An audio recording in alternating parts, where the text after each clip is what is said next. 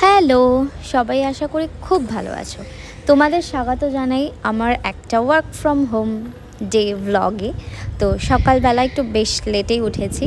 তো আর দেখো এই তুড়ি মেরে যদি সব কাজ হয়ে যেত কতই না ভালো হতো, তাই না? আর যাই হোক, আর তো হয় না।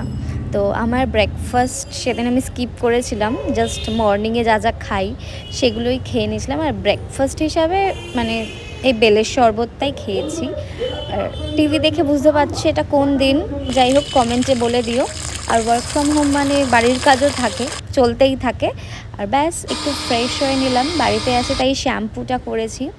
আর একটু ফ্রাইড রাইস করেছিলাম, যেটা আমার খেতে ভাল লাগে, একদম বাড়ির ফ্রাইড রাইস। আর বিকেলে এসেছিলাম একটু ছাদে, কারণ গাছে জল দিতে।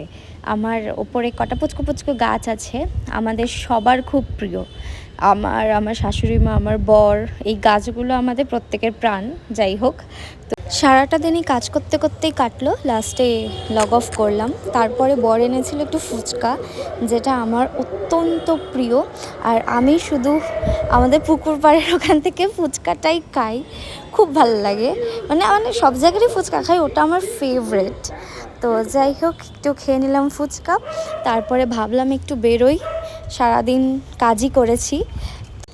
আর বাইরে বেরোনোর জন্য আমি একটা একদম ক্যাজুয়াল ড্রেস পরে নিয়েছি, যেটা আমার খুব ভালো লেগেছে। তো যাই হোক, তোমরা সবাই ভালো থেকো, টাটা। জানিও কেমন লাগলো।